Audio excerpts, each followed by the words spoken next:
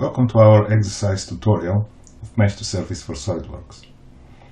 With this tutorial you will learn how to start with the scan data, like this one, and using the Mesh2Surface tools be able to recreate the final SOLIDWORKS part. This part is very simple, but using it we can go through the main features of Mesh2Surface for SOLIDWORKS. You will learn the main techniques and the approach if you want to make reverse engineering of any part. So let's begin. I will just close the document and we'll start from an empty SOLIDWORKS part. You select File, New, and you select a part. Before you begin, you need to make sure that you have Mesh2Surface installed, and the version that you have must be the one you see on the screen, which is 2.08 or higher. In the main toolbar of Mesh2Surface, you will find an option which is called Example Files. Clicking here gives you several scans that we already provide with the installer, that you can bring them instantly in SOLIDWORKS. Of course, you can import later any other files using the import command of Mesh2Surface if you want to practice with the other parts. When this is in the scene, you need to click on the scene and turn it to plain white. The reason for doing this is because you can see the object in a better way. So let's explore first the position of this object in space. If I click on the origin, so SOLIDWORKS can highlight, you see that it's really far away. And also if I try to select the standard planes, they are really off of what I want to do. So for any reverse engineering, the first thing that you need to do is to align your part correctly in space. Let's take a look at this part, and what I notice is that there is a plane here, one is on the side and the third one. This is a good reference for us to align the object in order to make a correct reverse engineering. So how can we do this? Is by extracting some primitives that will help us to align the part. In order to do this, we go to the button which is called Primitives. Here you can use any of the tools to select the area, but in this example let's put this to 40, and using the curvature based selection I can just click at the bottom. As you can see, it selected some of the area that will represent my plane. Then I click on the plane icon on the left and I can see my plane preview. It's still not being created, it's only a preview for you to understand where the plane will be. I can always go and check the deviation. In this case I'm working with the 50 microns and see that this plane is pretty well. Once I'm happy with this plane, I will just press the button Create, which will create a reference plane in SOLIDWORKS. Because of the SOLIDWORKS limitation, sometimes the plane is positioned very weirdly in space, but mathematically it's in the right location. We will fix this a little bit later. What we want to do now is to create our other planes, and I will continue doing this. I will click somewhere here to get more, and somewhere here. Because the data are a bit noisy, not everything is selected, but that is still good enough. Again, I'm pressing the plane icon to define my plane. What we want to do now is mathematically to make sure that this plane is perpendicular to the other one. That's why at the moment it's not constrained, it still goes through the points in the best way, but this plane is not technically perpendicular to the other plane. But we want to have this. In order to do this, we will select our reference plane, and it will be used as a constraint for this plane to be fit in a better way, but still being perpendicular to our original plane. I can check the deviation, it's still good enough, and then I can create, as before, my other plane. This plane will appear in SOLIDWORKS also.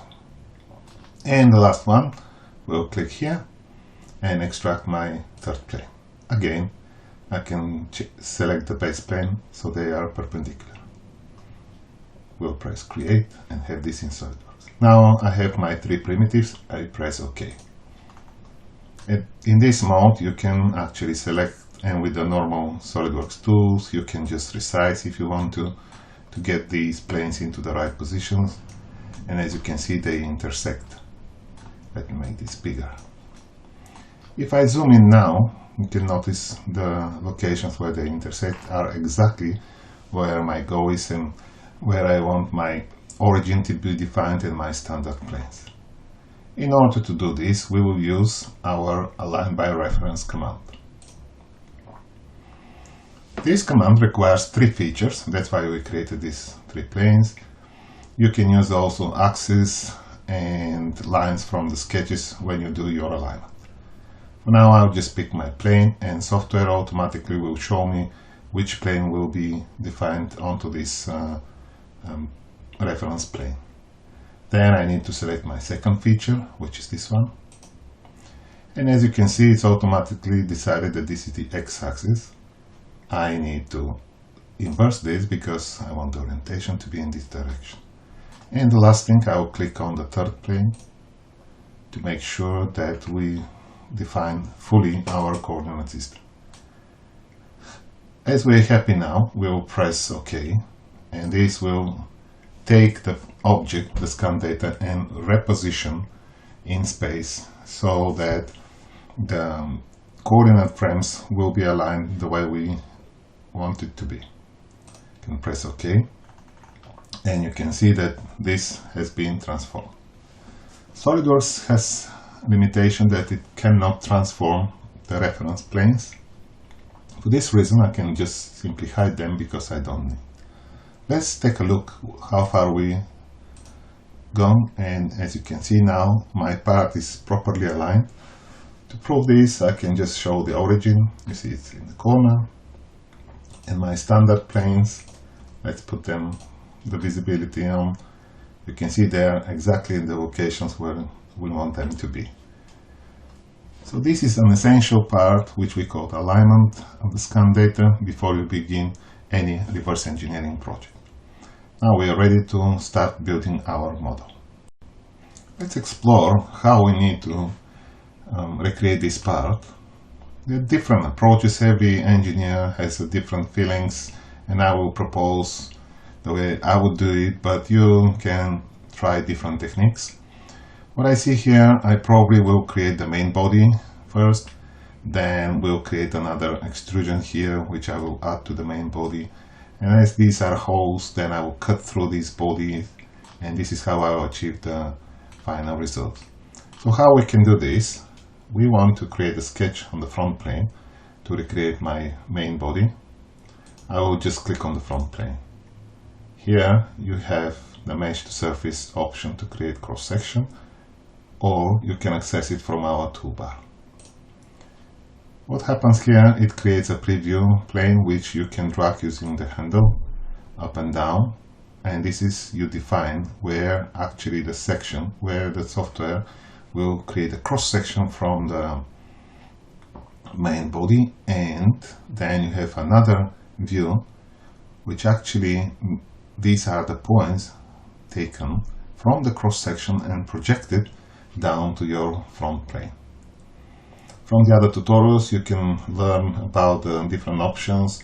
For example, one is to create a completely new section plane here, but for now I want to keep this on my front plane. I will find just one of the sections that I like most, for example here, and we'll press OK.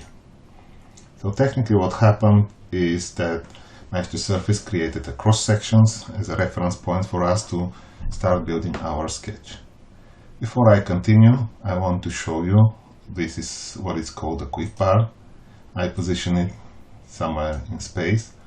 This toolbar replicates all the commands, or most of the commands on the main toolbar, and the reason I have them because I can easily switch to the normal SOLIDWORKS features, and I can work with SOLIDWORKS and simply will access my Mesh2Surface tools from this quick bar. So what do we want to do now is select the front plane, and I'm going to create my sketch here. I can use the bar to hide my meshes because I don't need them at the moment. probably not to be confused, will also hide my standard planes. In this case, I will use our fit entity command of Mesh2Surface. You can see the brush circle, and at the bottom right of the mouse you can see the shape that it will extract. If I select an arc, you see it's an arc, or you can select it's a circle. In this case, what I need the outer body, and I'll just brush here to extract my lines. Just with holding the left mouse button, you brush over the lines, and they will be extracted from the scan data. I can also brush this one. So what else I can do is, holding the control key, I can brush over the corners and they will automatically intersect. This is simply a very quick way for you to create a closed body. Now I'm ready with this and I can press OK. This line now appeared in the normal sketch, as you can see here. In this case, you can see that it automatically created them as a vertical or horizontal based on the tolerance that we have. And for now, I will just leave it as it is, but you can add here your smart dimensions to make this precisely and be manufacturable. I will press OK, and we'll use the normal extrude boss surface to create my main body. We'll enable our scan data for a reference to see where I want this to be, and I can see that it's actually 30 millimeters, which is great. I'm happy with this boss extrude. At any time you can check the results. I will use the compare command and see the quality of my reconstruction. You see that I have given 30 microns and I'm pretty well. Most of the areas are green, so I'm happy with this. Now we need to continue and reconstruct the second part of our body. Logically, what we need to do is to draw a sketch on this face. I will click, and before I do this, again I will use my cross section and we'll slide the plane a little bit further to get the contour, and we'll press OK. Now I have my extracted point here that will help me to create my body. We'll hide the mesh, I don't need it for now, and we'll use the normal SOLIDWORKS command to generate a sketch here. We'll align this the way I want it. Again, I will go to the fit sketch entities. In this moment I will use the fit rectangle, and instead of brushing everywhere, I will just brush on the three sides. I brush the top line, still holding my mouse down. We'll brush these lines because I need them, and I will brush these. When I'm happy, I will just lift my mouse. What happened here, instead of the full rectangle, it extracted only the three sides. In this case, please make sure now that you click on the fixed lines in SOLIDWORKS. And you press OK. So what happened, these lines being created in SOLIDWORKS, but they are with a fixed flag. This means that I can just track them easily without my worry that I will break this. The next thing, for the purposes of Boolean operations, I will just pick this edge and bring it into my sketch. We'll go to the trim entities.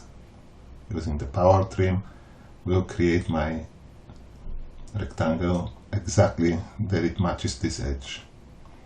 Now I'm happy and press OK. Again, with the normal SOLIDWORKS tools, I'm going to create an extruded feature here. We'll show my mesh, so I know how far I need to extrude. I can see that this is exactly 6 millimeters, and press OK. In order to hide this cross section, because I don't need it for now, I can always right click and hide this cross section. Technically, we actually need to create these holes through the whole body, and we can use our reference, this cross section, to create the cylinders here that will go through the whole body. I will select now this face and we'll create a normal, again, sketch in SOLIDWORKS.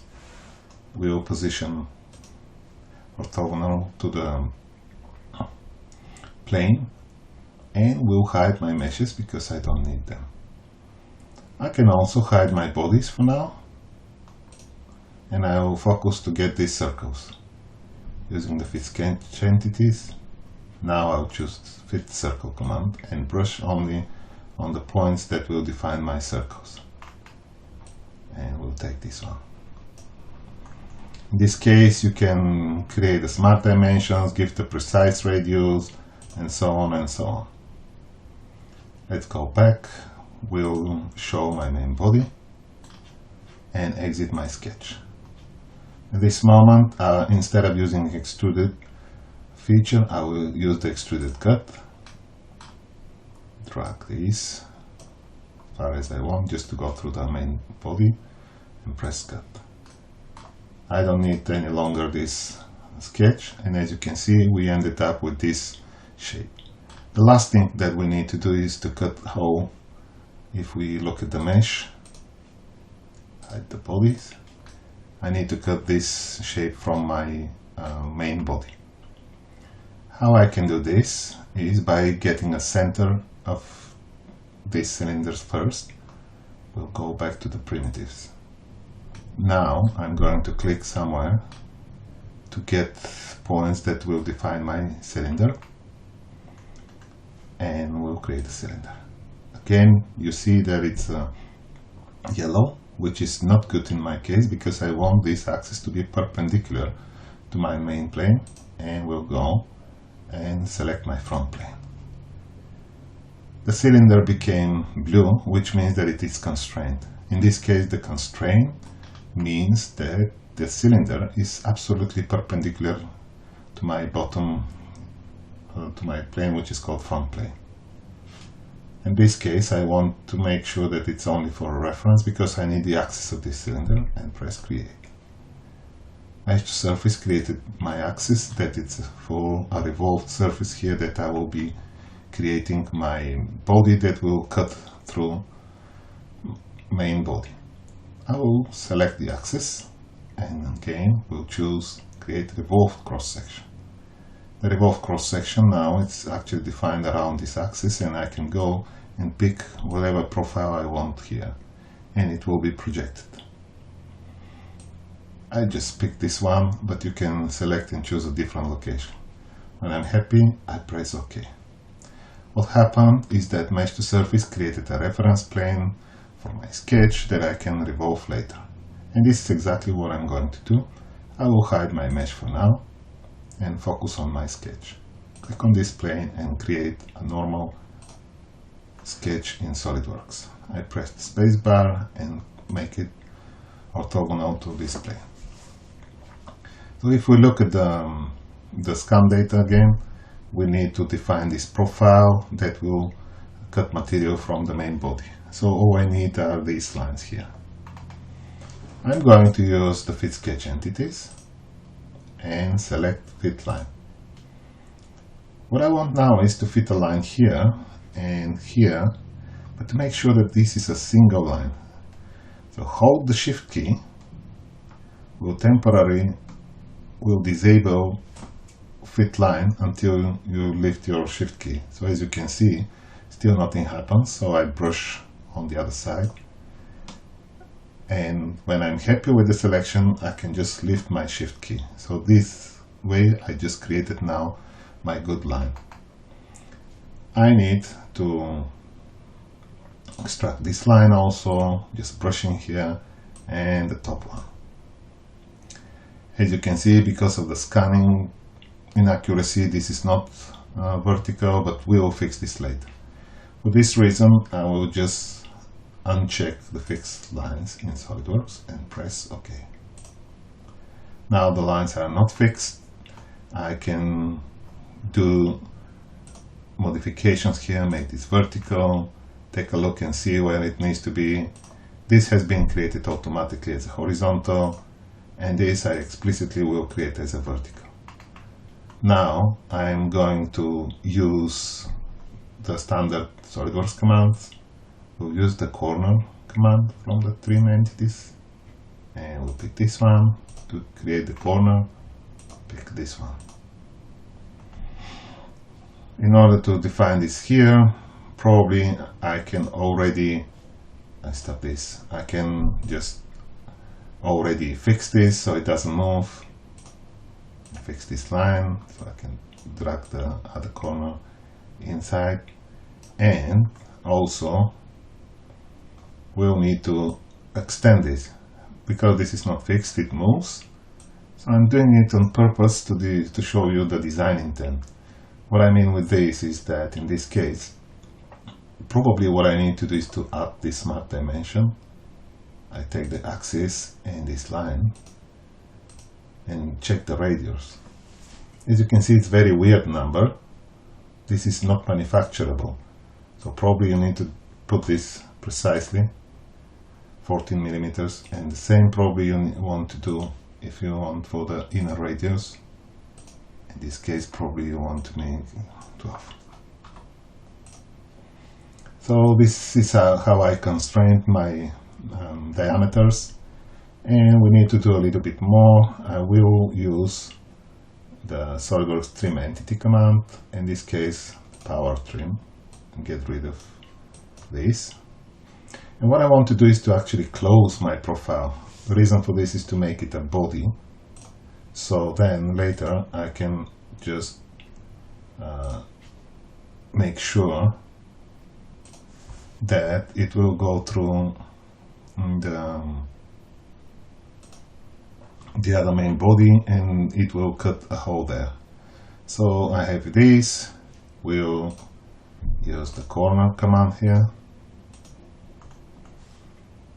We'll make sure that it's connected, it's coincidence with my axis, and press OK.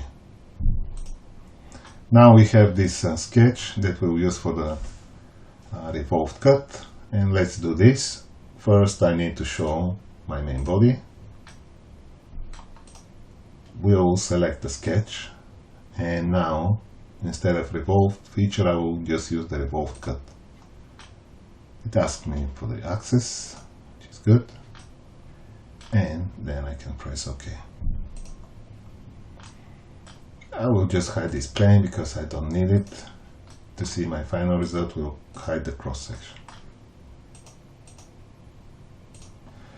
As you can see, we managed to create this part, and at the end you can always compare with your results and see how well you have created it. Of course, because this is a physical part, some of the dimensions may not fit, but the reason for this is that you are doing your design intent and you can add your dimensions, and the part is fully parametric and you can create your modifications. I hope this video is useful. Thank you for watching.